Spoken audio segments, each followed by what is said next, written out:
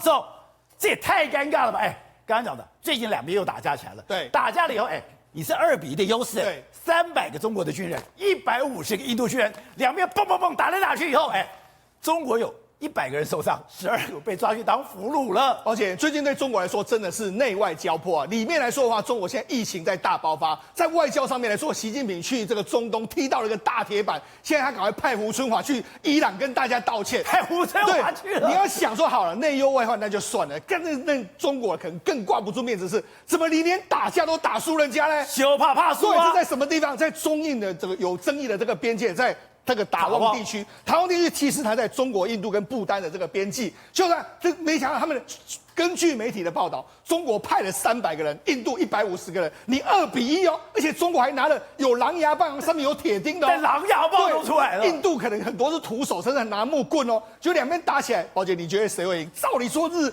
中国应该可以碾压你嘛，武器比你好，人员战狼吗？对，武器比你好，人员比较多。不是犯我当个中华者，虽远必诛吗？他们说，哎，我们这都精英挑过了，我们的伙食也很棒。就打下去之后，哎，宝姐居然打输了，不止打输不说，你看后来双方都有受伤，中国受伤了100名，印度受伤20个人。连受伤，你受伤1/3，人家印度受伤1/7，而且还被抓了12个人，被抓12个人被抓走之后，人家后来还经过这个协调之后把他放回来。那这件事情来说啊，中国3缄其口，他说啊，我们外交体系就说我们目前呢跟印度是保持一个畅通的这个状况。那这个军事单位说没有听说这件事，但是印度就直接跟你说得很明白，是中国企图要硬闯。那穿越过这个边界的时候，穿越实际控制线之后，要片面改变现状，所以我们就出兵去攻击。当然，现在双方打来打去的时候，这个重点是谁越界不重要，怎么是你2-1的比数，怎么还会打输人家？这真的有点尴尬。打霸也怕霸我，你怕输啊？对，真的有点尴尬。好，那我们讲，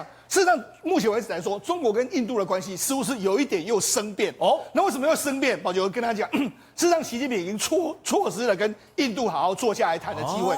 照理说啊，过去2-3年的时间里面，因为疫情的关系，其实中印之间冲突比较少。对，但现在疫情过后了，哎，好像双方呢又有一点蠢蠢欲动，所以中国内部疫情大爆发，对，他在海外的冲突也大爆发。对，那为什么这样子？事实上，在 G20 的时候，其实习近平应该有机会跟莫迪好好坐下来谈。可是这样，习近平跟莫迪呢，在这个 G20 会议里面呢，他们就打个招呼之后，连谈都没有。照理说，双方应该静下来好好谈一谈，这么好的机会，谈一谈双方的这个关系，就没想到他连谈都不用谈。为什么不用谈？因为宝姐，那 G20 会议里面来说，其实对习近平有点尴尬。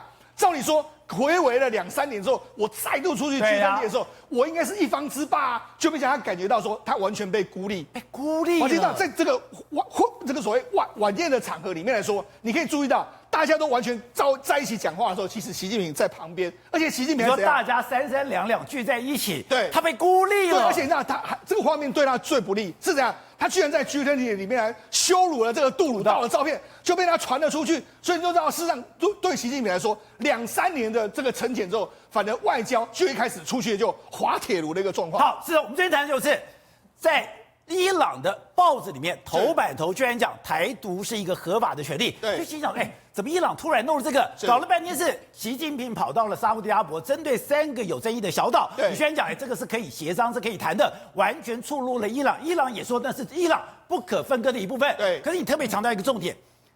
中国的外交都是精英，他都是班排联，等于说你从学校开始我就选择了，在学校我就开始选人才，然后呢我是全力的培养，而且在每一个地方每一个的争议，甚至每个地方的语言你都非常的熟悉，你怎么可能犯这么低级的错误？而且这次习近平去中东访问来说话，可能真的是赔了夫人又折兵。我们现在讲他主要目的是什么？他去沙烏地阿拉伯签了非常多，我要给你投资，双方买这个油。那但是他对沙烏地阿拉伯要求的最重要就是说，请你用石油用人民币计价，人民币结算。就当时呢，中国就说，哎，好像有答应，就没想他人一走，沙烏地阿拉伯就说没有听说这件事，所以基本上是没有这回事。然后另外一个，他为了要讨好跟沙烏地阿拉伯在海湾国家的时候，他还跟阿拉伯联合大公国签了一个联合声明。联合声明里面讲到，因为沙烏地阿拉伯联合大公国跟伊朗有3个小岛，叫大小通岛，还有阿布穆沙岛，3个岛有领土争议。他就说，哎，我们这3个领土争议，中国的立场是秉持了国际原则处理啊，就这几个字。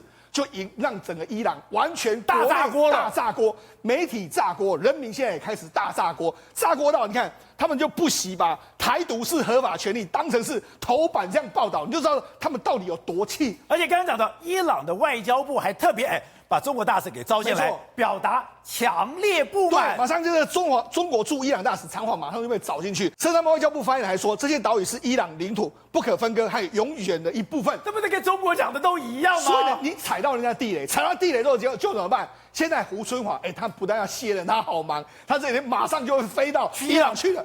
他去伊朗灭火，对，为什么？